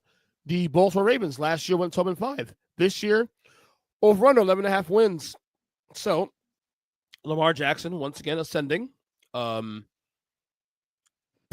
should have been MVP last year. I think Josh Allen still deserved it, but based on how good his team did last year, kind of feels like this year is like a do or die year for the Baltimore Ravens, though. Like to get to the Super Bowl and win it all. I feel like John Harbaugh not quite on the hot seat, but it could be a situation where, like, if they fail again in the playoffs, then maybe the front office considers moving on from him. I don't know. Derrick Henry is 30 now, 31, still great, but he probably has 1 or 2 more good years left before he starts descending. Oh my God. Have you looked at their schedule? Yeah, I'm going to right now because I initially had the under, but I'm like, you know what? Let me look at that again because Baltimore does have a habit of losing games it shouldn't lose. You know what I mean? That's why I'm like kind of like weird on them right now. All right, so division wise, 4-2 division. Count the games you think they're gonna actually lose. Hold on, wait. Hold on. So wait, real quick. So in the division with Cleveland, Cincinnati, and Pittsburgh, 4-2, right? We agree? 4-2? At worst. So let's run a 4-2 worst case scenario, okay? All right. Lions at home. I think they win that game. Yeah. It's a toss-up game, but they win the game. Yeah. All right, so let's find the wins. That's 5 wins there. All right. Texas at home is a win. At Kansas City, toss-up game. I'm at 5 still. Baltimore at home. Oh, no, sorry. Chicago at home, win. Rams at home, win. That's 7 wins. At Miami, at Minnesota. At Miami, I'll give it to Baltimore. At Green Bay. What? Home against the Pats. Ernest, what are we talking about here? What are we talking about here, Ernest? This is an easy over. 13-4. Lock it up. Yeah. 13-4. It's over. Zach, go ahead. Easy over. Like I said, count the losses. There's probably going to lose on the road week 1 to Buffalo. All right? Because Lamar's going to try and do too much to prove he should have been MVP. After that, toss-up, Kansas City. Toss-up is Detroit. And then the last toss-up of the entire schedule for the season is probably going to be at Green Bay. That's it. No love for Cincinnati. It's crazy. We almost beat them twice last year. I'm sorry. Your defense is going to be even worse than last year. Doesn't matter. Joey B owns the Ravens. Well, speaking of the Bengals, last year 9-8. This year, overall numbers 9.5 wins. Weird year, man. Started slow, caught fire late, missed the playoffs by virtual tiebreaker. I don't know, man. To me, it's about one thing. Is that defense better? No. Al Golden's there now. New defense coordinator, new mentality. And even as bad as they were on defense last year, there were some games they could have still won. That Washington game in week 4, you take that game back, they win that game. You take one of those Baltimore games last year, one of those Pittsburgh games last year. So there are a lot of games, that even as bad as the defense were, if the defense made one play or made one stop, that's the difference between a 9-win season and an 11-win season, and they're in the playoffs. So I'm going to go over this one because Joe Burrow is that dude. But to me, for them to return to the ilk of the Ravens, the Chiefs, and the Bills, that defense has got to improve. And that's what I want to see. But I will take the over this one. Go ahead, Zach. I'm taking the over because it's a super easy freaking schedule. Yeah. They're going to suck so bad on defense against good teams. And so I know they have no chance in the playoffs. But they're going to make the playoffs because it's such an easy schedule. Yeah, I have them as the number 2 seed in the AFC, 15-2 for the Bengals. But since they lose to the Bills get that tiebreaker to be 15-2, number 1 seed. Yeah, who's stopping Joe Burrow? Nobody. Lock it up. 15-2 right now. Wait, what's the record? 15-2, you said? 15-2. You are a good God. I can't stand you, Kris. Here. Look, our issue has been slow starts every single year. Zack Taylor has refused to play anybody in the preseason. This year, everyone's playing preseason every game. They're going to come out hot finally and not start 0-2 every fucking year. They're not going to lose the easy games again. We're righting the ship this year. Lock it up. Okay, I have you over, but not 15-2. Stop it. They're going to be the first team to make the playoffs. Gave up 30-plus points a game on average. Ridiculous. All right, next team here, Pittsburgh Steelers. Last year, 10-7, over on number 8.5 wins. Just added Aaron Rodgers, added DK Metcalf. Any shot Aaron Rodgers turn things around in his possible final year as a pro? Any shot? Yes. Okay. No. He could win 9 games just because of that defense. Yeah. So over. There you go. I have the over. Allen doesn't have a losing season, so I'm going to stick with that. Here's my thing. What's more likely here to happen this year? That the Steelers win 11 games, or did they lose 11 games this year? What's more likely? That they win. Because there's a chance they could beat Cincinnati twice just by scoring 40 freaking points. This guy, bro. I'm sorry, but your defense sucks, man. It's really hard. Man. I gotta see it, brother. I gotta see. I can't just give it to the Bengals till I see the defense, man. I'm gonna go over on the Steelers because of their defense, and because they got Rodgers now too, especially, and I think he'll have a. He won't be back to the Green Bay guy, obviously, but he's good enough to get you to the playoffs with that team around him. And DK Metcalf is there too, also on top of that. So you trade essentially for DK, but you trade away George Pickens. Yeah, exactly. So that's an upgrade. DK's an upgrade. 100%. Washed up Aaron Rodgers is still better than a Justin Fields, Russell Wilson. Yeah, I agree. So, over to I got them going 8 and 9. I'm taking the over. Let me ask you this: 8 and 9. Give me slightly under. So let me ask you guys this then: if they go under 500 this year, is Mike Tomlin done? No. He wants to go to a new team. I only asked that because the Bengals operated this offseason like very, very, very unorthodox. They were very aggressive in free agency, whatnot. Normally they're not. They acted very weird. I don't think they really were aggressive. It was, do we pay George Pickens or do we trade for another wide receiver that we're willing to pay? I think that was a very easy decision right there. Understandable though, but it was still unorthodox for what they've done in the past. It felt like desperation to me a little bit. Yeah, trading Minka for Jalen Ramsey was a weird trade for me. Yeah, like I said, they've been DB for DB. Like it was a weird trade. Like I said, a little unorthodox my taste this year, at least for what they've done in the past. So I don't know. We'll see. But I'll take the over in this one for the Steelers. All right, and finally, last team here, the Cleveland Browns. Last year, 3-14. Over number is 4.5. I thought, wow, 4.5 wins. Who? Can you look at the schedule? Then I look at the schedule, like, oh shit, it's tough. I have a hard time finding 3 wins on the schedule. 3 possible wins, should I say? Like, look. So let's go right now. Bengals lost at home. Well, Browns have issues, but Bengals win. No, let's not do this. No, Bengals win that game. But they're too bad to even go over schedule, Ernest. They're too bad. Don't even. So they can go 1-5 this year in the division. One being a game against the Steelers because they always beat Pittsburgh once a year. This just happens. It's one of those anomalies. All right, but look, where's the wins there? Look, the opening year against Cincy, then Baltimore, then Green Bay, then Detroit, Minnesota. Maybe they have. If they're as bad as Kris said they're going to be, maybe. That's one of Minnesota's 2 wins. I don't know. All right, I'm looking for the wins here. Jets maybe on the road.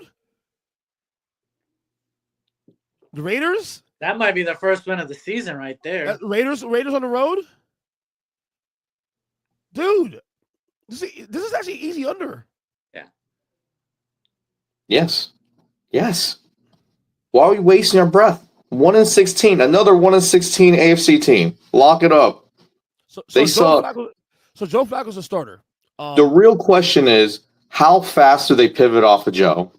That's the real question. And I don't think Stefanski's job is on the line, so it doesn't really matter what they do there. And who do they turn to? Is it Gabriel or Shador? Doesn't really matter. They're going to suck either way. Who should it be? Doesn't matter. Whoever he thinks. He's a great coach. No, I'm asking you though, as a football analyst, who do you think it should be? I say Shador. I say Gabriel. I think Shador is slightly better, but who knows what he sees in practice? What he sees in practice is going to dictate everything. At the end of the day, if he goes with the person he goes with, that means they're just a better player. He's a really good coach. He deserves better, unfortunately. But at the end of the day, he will make the right decision, and I'll always trust a good coach to make the decision on the quarterback. None of those quarterbacks will be with the team next year because they will be drafting number 2 at worst. Yeah. At worst, right. At worst, they will be the number 2 draft pick. So them in New Orleans, right? All right. And all right. Last division here, the AFC West. First team here, the Kansas City Chiefs, who last year went 50-2. Over number 11.5 wins. The AFC champs. Still got Pat Mahomes, still got Travis Kelce, still got a really solid team. Obviously, the over is easy here. My question is, I guess my main question here is this: do they get back to the AFC title game at least? Because every year of Pat Mahomes' career, they've ended the year no worse than AFC title game, which is so fucking impressive. So I have my doubts on that one, or I have my thoughts on that one. We'll save that for the predictions on the bottom, at the tail end of the show. But in terms of the regular season, I'm going to go over on this one for the Chiefs. Zach, go ahead. I'll take the under. I hate their offensive. Oh, is this the regression machine finally? Offensive weapons. And what? So you see, first off, I need someone to explain to me why Rice is such a great wide receiver. He had a couple good games, and all of a sudden, he's a number 1 receiver in the league. He's a top 10 wide receiver. He's not. So you can't find 12 wins in this. No other wide receiver. I'm taking the. Okay, Zach, you're telling me you cannot find 12 wins on the schedule? No. And I'll do it for you this way. I'll go backwards. They're going to at best split with Denver. That's a loss. Wait, so real quick. Wait. Division 4-2? All right, let's go to At best, it's 4-2. Probably more like 3-3. Oh shit. Okay. We'll roll that. Okay. 3. I think they lose to Detroit. I think they lose to Baltimore. I think they lose to Philly. So there's 6 losses right there. Game over. Yeah. I do see your point here. Commanders at home. Stop that, Ernest. You guys are forgetting the one key acquisition they have. Which is? The Zebras. How are you going to beat them and the Zebras? They got 12 men on the field at all times. 13-4. Come on, man. Let's be real here. I thought the contract of the Zebras ended last year. After last year. No. Okay. Between Swifty Nation and the Zebras, they're going to win 13 games at least. I see Zach's argument. Looking at the schedule, I see Zach's argument. However, I'm not going to co-sign because KC always finds a way to win. The division sucks. The Raiders are trash. The Chargers just lost their left tackle. They have no wide receivers. They're trash. The Broncos they split with.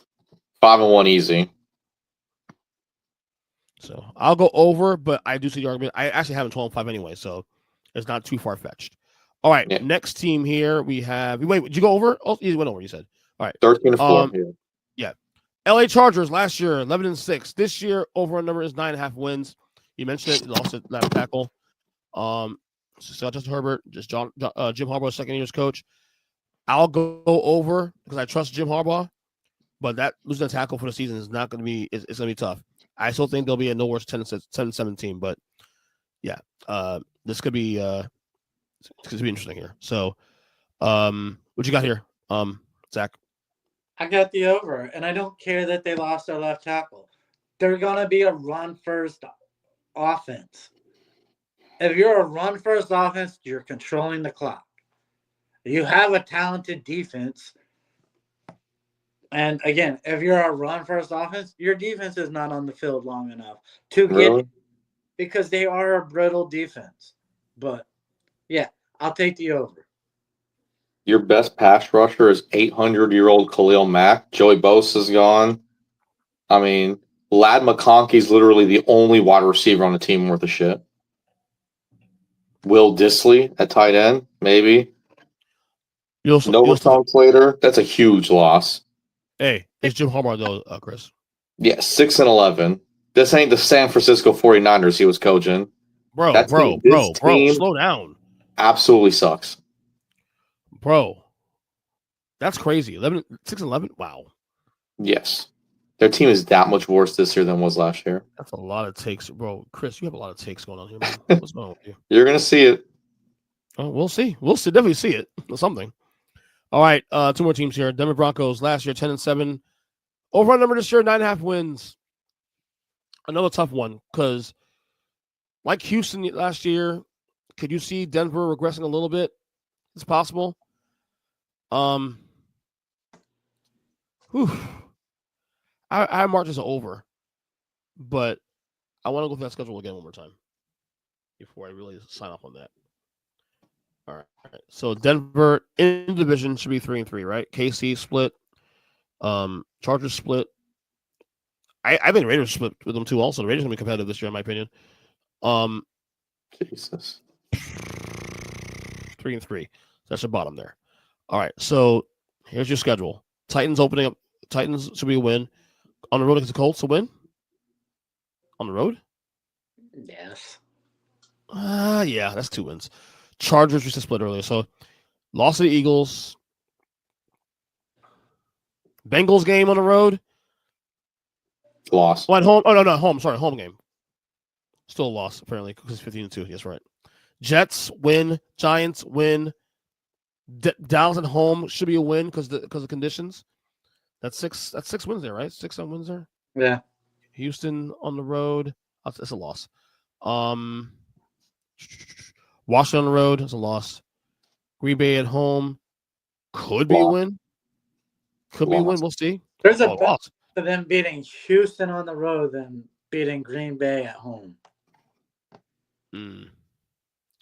Jacksonville at home win. That's 9 wins. Chargers. Wow. You know what? I'll take the over in this one. I'll take the over. I'll take the over in this one. I'll take it. I'll take the over too. Yeah. We are Nope. schedule, so there's no point in explaining. I'll take the over. You think Bo Nix ascends again? Continues to extend? No.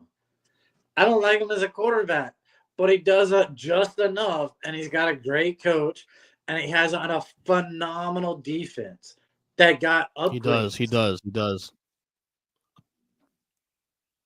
does. All right, Kris, what you got on the Broncos? Yeah, Broncos 11-6. Ooh.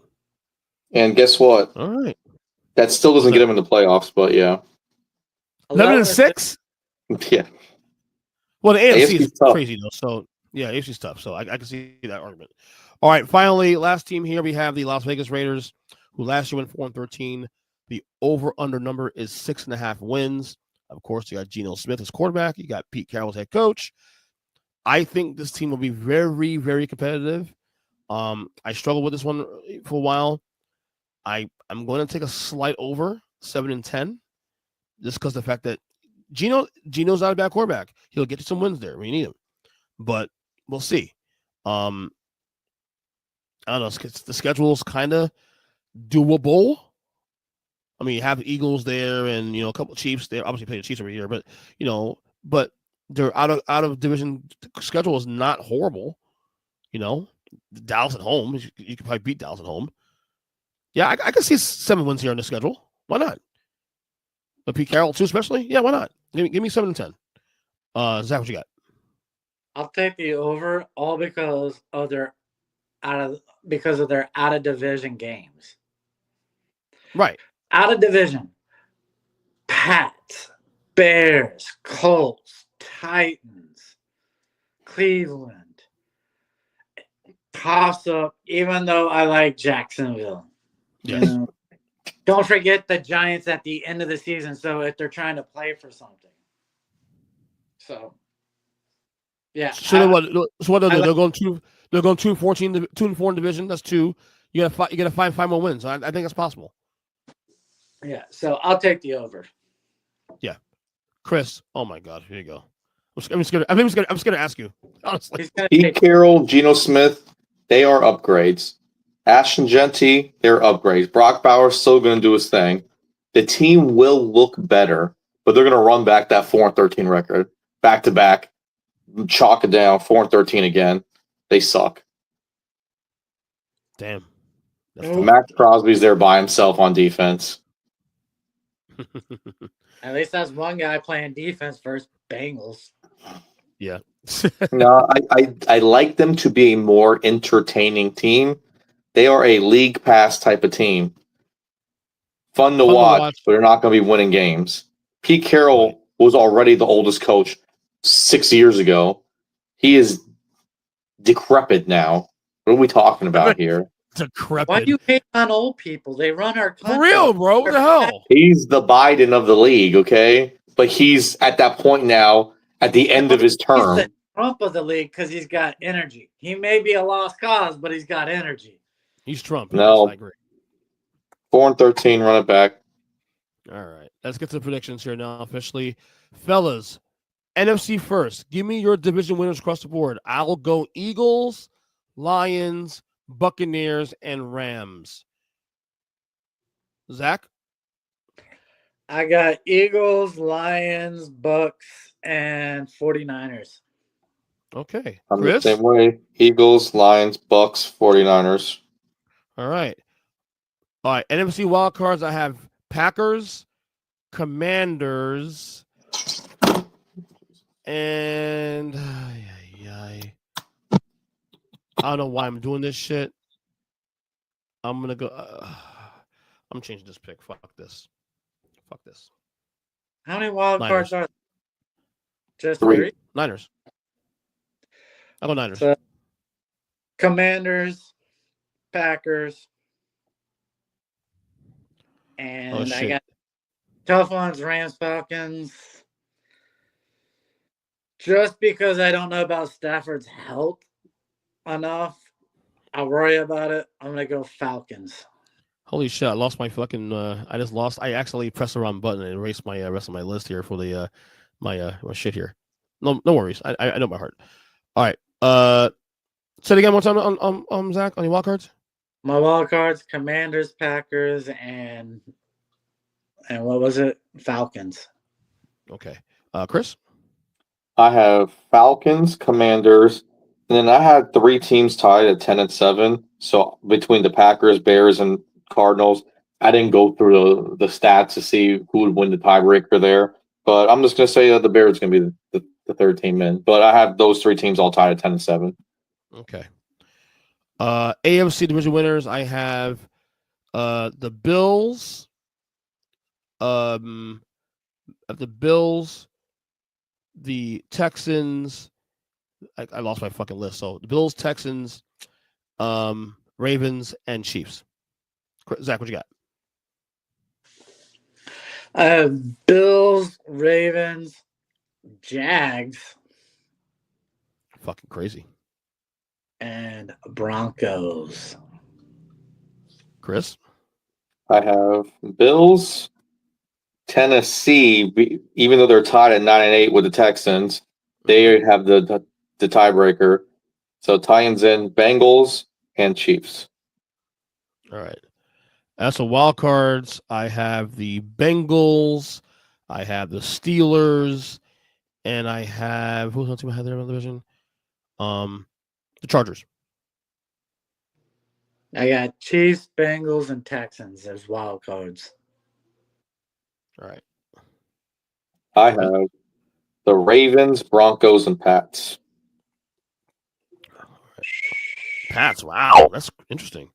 All right. Your AFC. Oh, my NFC title game is going to be the Eagles versus the who do I have here? Eagles versus the. Are they the Rams? Yeah, I think I have the Rams. Eagles versus the Rams. I think Stafford is healthy enough to get there. Zach? I got Eagles 49ers. I, too, have Eagles 49ers. All right. AFC championship game, I have the Ravens versus the Bills. So the Chiefs do not get to the title game this year. I'm likewise. Bills, Ravens. I got Bengals, Chiefs. Jesus. So original. I feel like you picked up for the last 5 years on this podcast, honestly, Kris. Seriously. My Super Bowl will be the Eagles and the Ravens once again. I picked this last year, didn't get there. This time I'll get there. Eagles and Ravens. What do you got, Zach? I got a rematch from a few years ago. I had the 49ers versus the Ravens. I have Eagles, Bengals.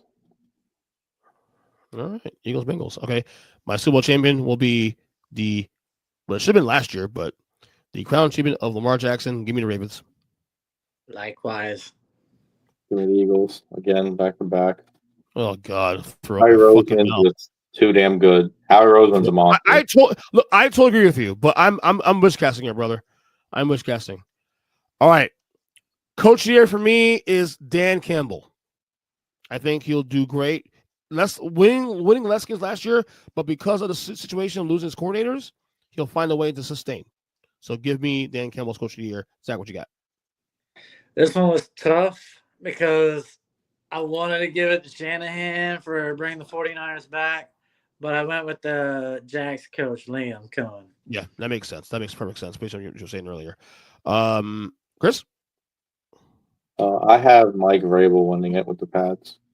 Yeah, if they make the playoffs, I think a lot of the other guys, like Shanahan going 13-4, that's voter fatigue. He's already won it before. They're not going to give it to him. Right. I think some of the other guys that have gone, like Todd Bowles has been around forever. He's not going to get it. Nick Sirianni, no matter how good the Eagles are, he's not going to win it. They hate him. So I just think, overall, that it's going to go to Mike Vrabel. Right, okay. Offensive player of the year, I'm going to go Joe Burrow. Offensive player of the year? Yep. Oh, I'm taking Brian Thomas. Ooh, okay. Kris? Yeah, I am going to go Jahmyr Gibbs. Okay, I like that one. That's nice value shot on that one. I don't believe quarterback offensive player of the year anymore, seeing as they can only win MVP. Yeah. All right. My offensive player of the year is pretty much a running back wide receiver award these days. Right. My depoy defensive player of the year is going to be TJ Watt. Aiden Hutchinson. Comeback. I like that one. Nice comeback there. Kris? I'm going to go.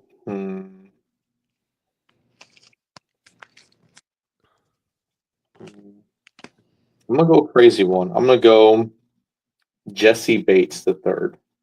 Ooh, of course. Hometown again. No, he's a Falcon now. He's a Falcons now? Crap. Yeah, he's been lights out for the Falcons since they got him. He'll be the reason why they go 12-5. Yeah. All right. Moment here. Offense rookie of the year, I'm going to give it to Ashton Genty. Travis Hunter. Cam Ward. Wow. Cam Ward is my number 2, but I think just because they're running back and he'll get 1,000 this year. Defensive rookie of the year, I'll go Homer, Abdul Carter. Travis Hunter. That'd be sick. He said he was going to do it. Why are you laughing? He said he was going to do it. I mean, God bless him. I hope he does do it, man. But dude is more special than you guys realize. I'm sorry. No, I think it's great. I think it's fantastic. Good. I just know if who do you have, Kris? Who are we going to go with defensive rookie of the year? Probably Mason Graham, so you don't have to say a Giants player.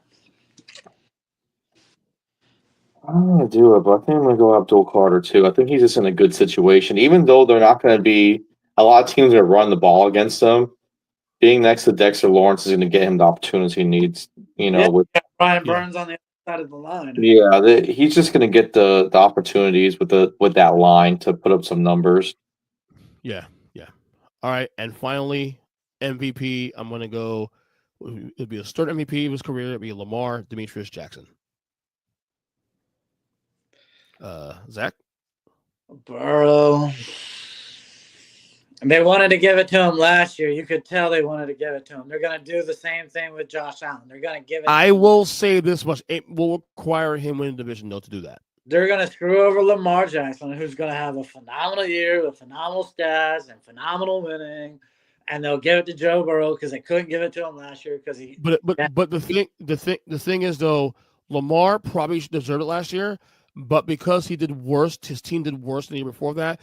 Although it was a better roster in comparison, and Josh Allen did the same thing Lamar did the year before that, having a worse roster on paper going to the year, but doing better, is why Josh Allen won last year. Okay, there's an argument that Joe Burrow had a better year than Josh Allen also. He did. But wins losses matter. Because this year he gets the MVP. I'm telling you, because they make it to the wild card. He gets. I made this argument on my podcast 2 days ago. The reason this happened is because Lamar they bake wins and losses do matter with these voters. They do. Mm-hmm. Team success always trumps everything. I'm friends with some of these voters, and they tell me that wins and losses matter to them. Hey, bring it to you. So if the Bengals win the division, Joe Burrow has a heavy advantage. So there you go. Let's get a playoff wild card. Yeah. I mean, I have the Bengals and Bills both won 15-2. I have, because the Bills will be the number 1 seed, I have Josh Allen winning again. Back. Because James Cook had 16 rushing touchdowns last year. I think he vultures more. Josh Allen vultures them again this year. All right. So his stats look better. Well, Kris, good luck in the playoffs. Ernest, good luck in the NFL draft. What the hell's going on? Sorry about that. Yeah. Well, that is part 1 of our NFL preview here. Looking for part 2 next week. Guys, good job as always. All right, looking for part 2 of the season preview coming up very soon.